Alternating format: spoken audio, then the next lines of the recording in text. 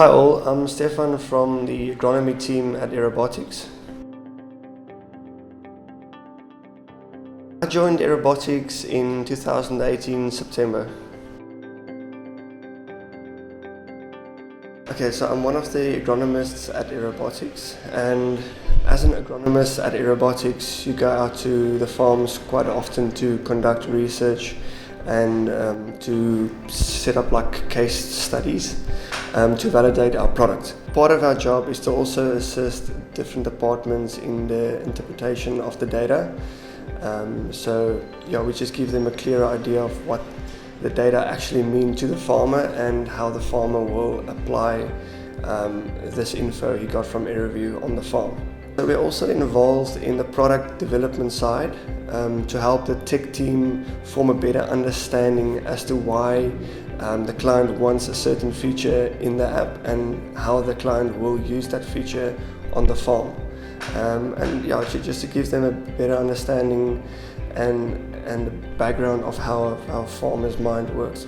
And then probably the most important one is to get everyone in the office passionate about trees. Must be the birthday cakes they order on someone's birthday in the office. I would say the client success department, just because they're in contact with the growers and the clients all the time, and they have like inside info of what the farmers really need and possible problems with the app and the ways that we can improve our app and our product. So I'm really looking forward to the yield prediction tool that the tech team is working on and how that will influence the global fruit industry. Definitely a truffle farm, I would say.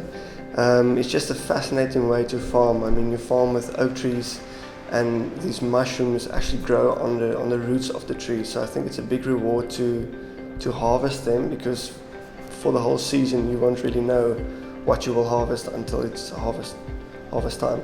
And you also use your hunting dogs to harvest the truffles, which is quite interesting.